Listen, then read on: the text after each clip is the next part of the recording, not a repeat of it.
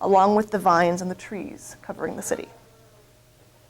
Throughout Wonderland, such contrasting scenes evoke the efficient, enlightened, and productive intervention made by the Yale Peruvian expedition on behalf of their compatriots in the United States. Aligned with the scientific discoverers of Machu Picchu, who took the precious city from a neglected wilderness to an icon of cultural greatness, a new city on the hill, perhaps, US viewers could imagine their own civilization communing with a pre-Columbian one. This sense of continuity with Machu Picchu's greatness did not require US viewers, to become one with Peruvians or with the Incas. Instead, it suggested, I think, that viewers could see their own exceptional empire anew through the act of recovering a previous American empire.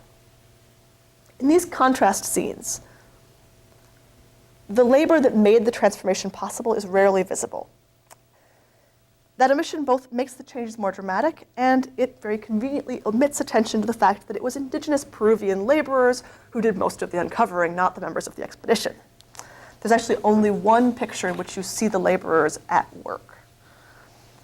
Lacking representation of labor, the empty but dramatically changed scenes of Machu Picchu belong fully to Bingham's Wonderland and its audience. In the pages of National Geographic, the tangled and overgrown terrain of each picture transforms almost by the force of the reader's vision alone into the magnificent lost city of the Incas. Extraordinary stonework and ancient wisdom return to light through the power of photography. Just as a little extra piece of information, Bingham's photographs that included contemporary Peruvians further emphasize that visual claim to inheritance, especially photographs that showed Peruvian indigenous people alongside the monumental efforts of the Incas and of the Yale Peruvian expedition. The scale featured in these photographs is always the same. Small, rustic figures dwarfed by massive blocks of stone, by long terraces, by towering walls. This is the one picture of work being done in this set. Indigenous figures in traditional dress in particular stand in the shadow of the engineering skill of their predecessors, and a metaphor of cultural decay becomes quite visually real. The distance between small, rustic Peruvian contemporaries and the great monumental Incas appears almost insurmountable, except that we know that the members of the Yale Peruvian expedition have surmounted the challenge. Photographs showing contemporary Peruvians beneath the work of their predecessors then clear the scene through representation. By seeing, we erase. They make Latin Americans insignificant, or at least insufficient, and so make space for the Yale expedition and the US viewer. In the process, US viewers can see their own ingenuity, their own potential, in the clearing and claiming of an ancient Incan refuge perched high in the Peruvian Andes. Now, one thing that's still missing in this project is building in a sense of the response to the article. I have some of the material, but not enough, partially because as far as I can tell, the National Geographic Society did not keep letters that were sent to the magazine. A subsequent issue of the magazine suggests that there were letters. There's a mention of them. But in my efforts so far, I have not been able to find them, which I think is a terrible, terrible loss. But we do have letters sent to Hiram Bingham, especially by young men and the parents of young men who want to send their children along on the next expedition. And there's very clearly this sense of having been invited and empowered to participate in this project by having seen the announcement of it. So that's part of where I'm drawing this sense. I also want to do a closer look at newspaper accounts that respond to the National Geographic piece to look at how those newspapers are positioning what the message is. And of course, they will not say explicitly, this shows that we as the United States need to go there, but my research thus far suggests that there will be these little hints of how important it is. I was mentioning to Mary a 1912 article in the New York Times, not specifically about Machu Picchu, but about this kind of research in general, that says that it's the mission of men from the United States to wipe all the dark spaces off the map. And definitely Bingham's travel kind of fits into that frame. So that's the next step of this research, is to look at how these messages traveled. So, in parallel texts, his articles denouncing the Monroe Doctrine and his photo essays displaying the wonderland of Peru, Bingham provided US audiences with what are, from the vantage point of the present, wildly contradictory visions of the ideal relationship between the United States and Latin America. Because his discovery and adventure narratives circulated most widely, and because their American claims function so thoroughly in the realm of common sense, I suggest that the American vision they promoted was likely the more elementally powerful and longer lasting of the two. And I suggest, in fact, that Bingham's Monroe Doctrine writing actually could have contributed to the message, to the opposite message that he was trying to make in those pieces. Here's what I mean by that.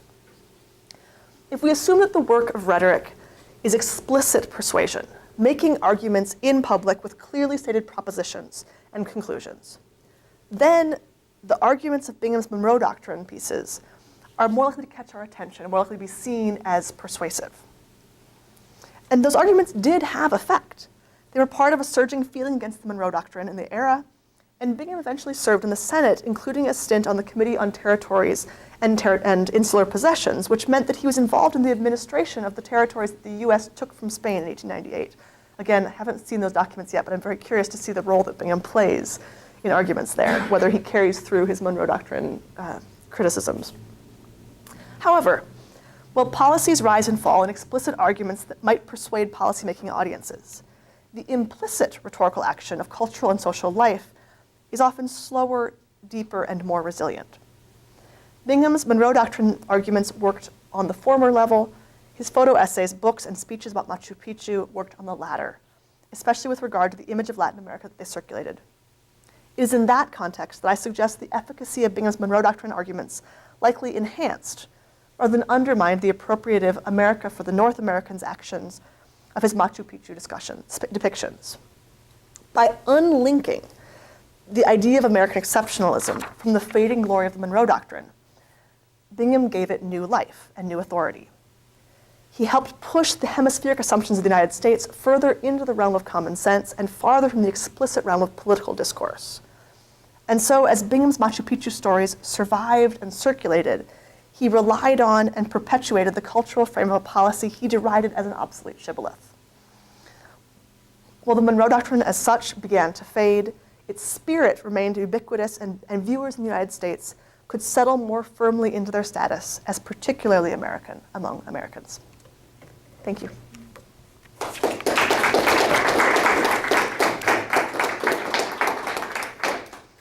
Can I answer questions? Just a factual question about the original photographs. Mm-hmm. So it was covered, the ruins were covered, you said, in vines and trees? Mm-hmm. That's Yeah. Yeah, so the pictures of the uncovering show young trees, especially growing out of the roofs of some of the buildings. Let's see, as you can see in this one, you really can't tell from a distance that there is a city there. Although clearly from the stories that Bingham had heard and from people who were living there, there was a sense that this was a great ruin. But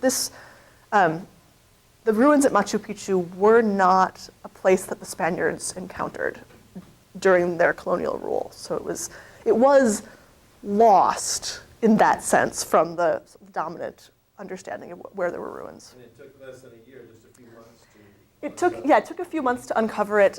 It then was recovered almost, but by the time they got back in 1912, the ruins had been re-overtaken by a lot of the vines. In a year? Yeah.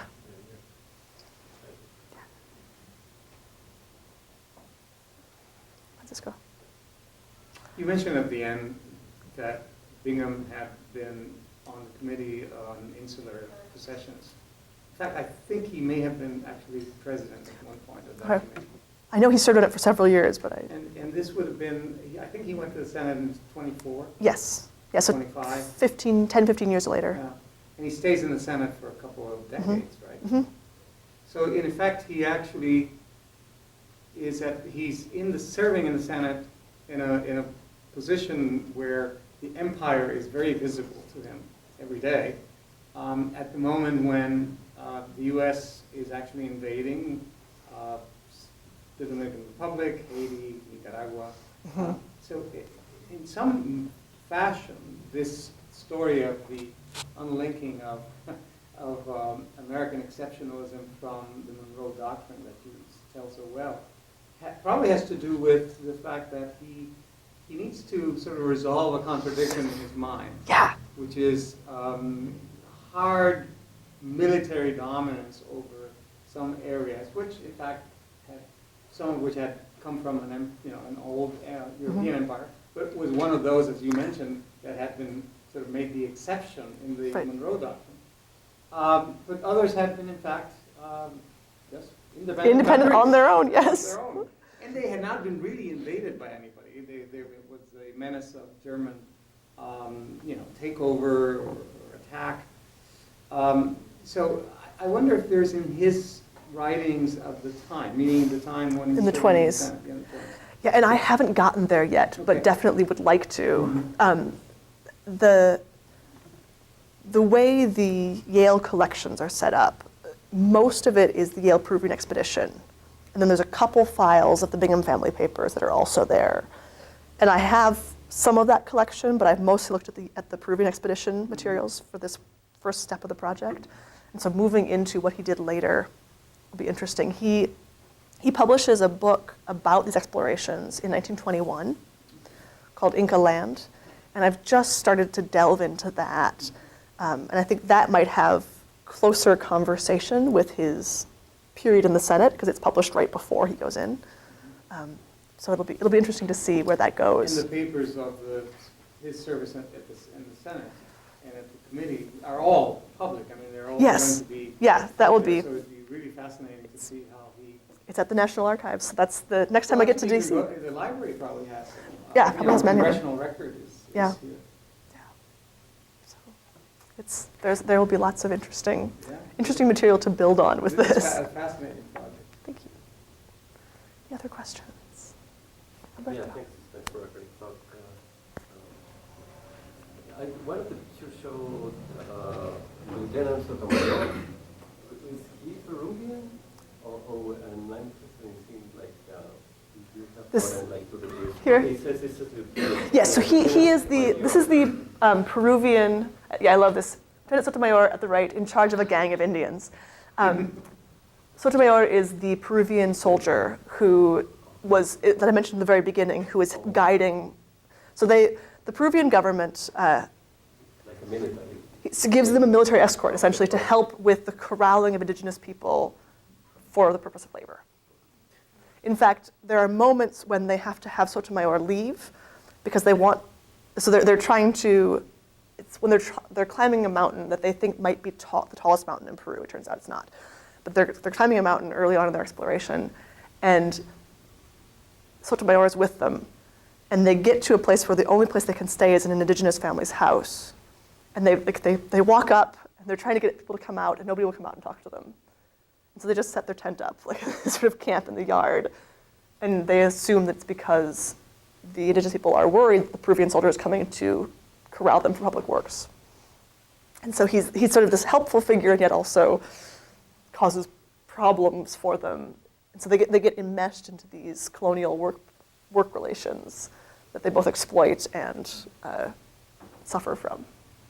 It's very interesting to watch Bingham try to figure out his relationship to these different communities, because sometimes he wants to defend the Peruvian government, sometimes he wants to criticize it, sometimes he wants to defend indigenous people, sometimes he wants to criticize them, and he falls into a lot of the stereotypes that you would imagine. So they're drunkards, and if they aren't drinking, they're very meek, and all the stereotypes that you would imagine of ND and indigenous people are at work in Bingham's work, although he also defends them sometimes. I just wonder what sort of projects he was involved in after this, or is this pretty much what he did? So I can't remember when it is that he returns to Peru, but he essentially gets blacklisted for a while because of his theft of artifacts. Yeah. And he doesn't go back. So immediately after that, he becomes a pilot in World War I, and sort of reclaims fame by being a brave fighter pilot. And then goes into politics. So he sort of stops the active field research in Latin America at this point. And he ends up back there, I think it's in the 30s or the 50s, when there's a celebration of the anniversary of the discovery. And that's sort of the moment that he gets recuperated as a figure for Latin America. I guess not fully for Latin America, but for the Peruvian government. They begin to make use of him again in the sort of celebration of this site in a way that they had been, like, don't come back, we don't want to see you anymore for quite a while. And I imagine there's a switch of governments there, but I don't know my Peruvian history well enough to know what's happening. I'm still learning about Peru. Ecuador is what I know more about. So. I also wonder, do you know if he spoke Spanish or He does. or the indigenous languages? He does not speak any Quechua, but he does speak Spanish. Fairly decent. This project also has me working on Frederick Church, who visited Colombia and Ecuador in the 19th century. And when Church writes in Spanish, it's laughable. Bingham writing in Spanish is actually pretty good, and good enough that I can't tell the flaws, and I'm not fluent. Yeah. I'm decent, but not fluent. So I'm probably pretty similar to Bingham. I was telling Francisco, part of the reason I'm interested in Bingham is it's not such a far leap from Bingham's conflict over what his role is to your average gringa professor who goes to Ecuador to do research, and what are the tensions that are always involved in that around appropriation and cultural imperialism. Yeah, just another one. Mary, please go ahead. I was just wondering if during that time there were other researchers who were doing similar work, and if he was sort of locked into particular rhetoric in terms of the audience. So would he be possibly able to present this in a different way and still have An the audience. same interest or the same response from the masses? Yeah. I mean, part of your question is it possible he wanted to do something different and couldn't? And I don't know that he wanted to. It's an interesting question whether other people who are doing similar work in different ways. One thing that you do have in this moment are these young Peruvian scholars who are starting to imagine a national archaeological science. And they certainly Bingham speaks to their gatherings a few times. He gets involved with the group, and so feels personally affronted that they're then angry at him for stealing artifacts.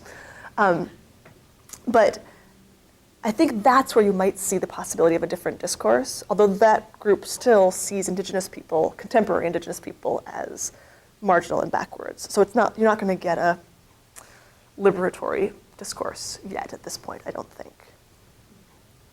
But I can't give you specific comparisons of U.S. figures doing it. I haven't gotten that far. It's interesting because the national, I don't know what institute was at that point in time, but National Geographic and Harpers they're in different spectrums, and at least from looking at National Geographic in their recent history, it demonstrates things in a very specific light and sort of molds these stories in a very particular way, where I think with Harpers to do something different. So that's strange also that he just does those two kind of target markets. Yeah, and I think they're probably closer in this moment than they are today. At this point, National Geographic had just transitioned from being a trade magazine to being a popular magazine. And Gilbert Grosvenor, who's the head of National Geographic Society at this point, was responsible for that. Part of the reason he contracts with Bingham is that he knows that this story will get him a big audience. And that between 1910 and 1912 or so, National Geographic goes from a circulation around 5,000 or 6,000 to a circulation around 85,000. So this is part of a huge transition in who the audience is for National Geographic, turning it into the magazine we know today, which isn't about geographers, it's about popular audience. Francisco.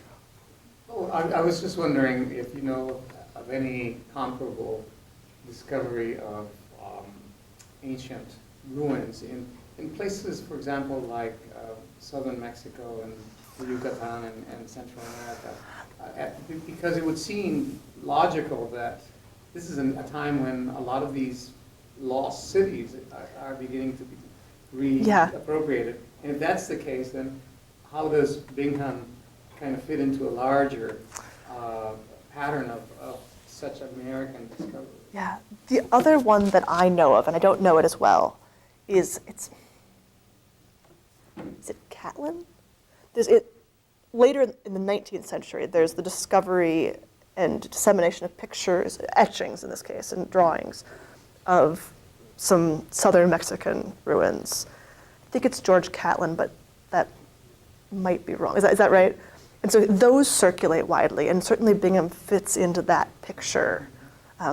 But this is, I don't have the full answer to that question. A few years later, so Bingham thinks for a long time that Machu Picchu is the last retreat of the last Incan emperor. That's a major city. He's actually wrong about that. Somebody else finds the place that, is it Manco Capac? I can't remember now which is the last, but one of the last retreating Incan emperors goes to. That gets found a few years later, and that would probably be the closest piece in that. I'm thinking, like, then based on what you just said about National Geographic, is that part of what you're focusing on? I mean, I would think that they were, if the director of, I don't know if he's a director Yes. of National Geographic went to Hiram to get this, thinking this would be a great story, they kind of were both getting something from one another. That seems like a really key point. Is that something you're Yeah, focusing so on? that's in the larger project, Yeah. and that relationship. And I think Bingham approached Grosvenor, but certainly Ultimately, it were- interested. They both had interests in doing I this. mean, to spin the story a certain way to make it as appealing as possible. Yeah. I mean, if the readership, Yeah. I don't even remember the numbers, but 10 But times yes, over or right. whatever. I mean, that seems pretty amazing. So. Yeah, and certainly that idea that you'd frame this in terms of exploration and discovery, and the national being the U.S. in this case. There's a reason why this story is being told the way it is. It's also, this is an era in which these kinds of stories are being told, and so I need to look more closely at the comparison between Harpers and National Geographic, which is what you're pointing out here. But I don't think that the stories are actually all that different, because they're taking part of a larger discourse. And I know your research is not specifically about like the publications, but I just was curious, have you done any research on more like kind of how these two publications spin stories today? That would be interesting. I haven't. And I mean, Harper's is such a different magazine today than it was. I mean, at that point, it was one of the common venues for any sort of what we would call public intellectual kind of work today. And today, it's different from that. So I don't know when that transition happened. Yeah. In the early 1990s, Jane Collins, our own Jane Collins, co-wrote a book called How to Read National Geographic. Oh, really? Yeah, in which many of these questions are addressed. I will have to write that down. There's the pens over here. Yeah, it's not a question, but just a comment on a different context. But Fred Truslow is a lawyer who came here to Madison to talk with us because he was involved in a project to recuperate stolen colonial Peruvian art. Like he has a whole collection of digitized photos of art that somehow is here and there, just tracking it down to see if it appears here and there. Oh, But interesting. he also, I don't know if he became fascinated with Peru and kind of issues, and he found a book. It's called Ausangate. I don't know if there's a copy in the library, but it's a testimony of Jesuit priest who go to Peru and gets to live in this village of Ausangate. And somehow he switches, he turns indigenous, so speak like he sort of identifies with that. Yes, right. Yeah, it's sort of all of it. And so Fred translated this book into English. Oh. So there's a copy of the Spanish version and the English version there Oh, in the cool. library. So I'll have to check it I'll out. leave the stuff Yeah. with There's an article sitting in my head about the the conflict between Yale and Peru, which went on for years. I mean, that they finally returned the artifacts in 2011.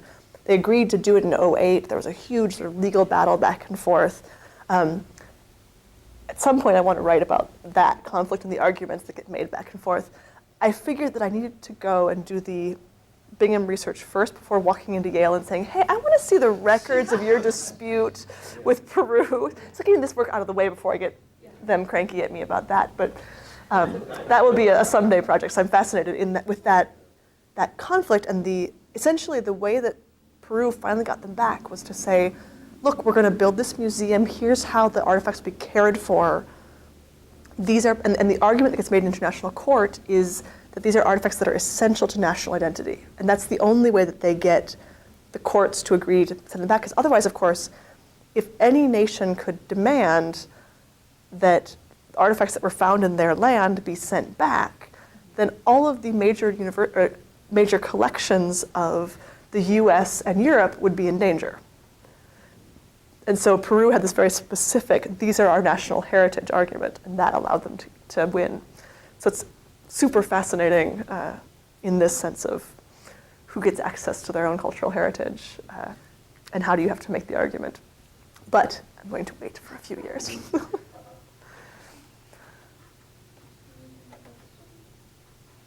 Thank you, everyone.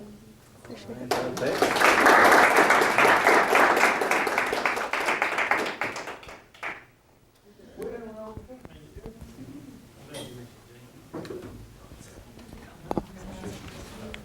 Thank you.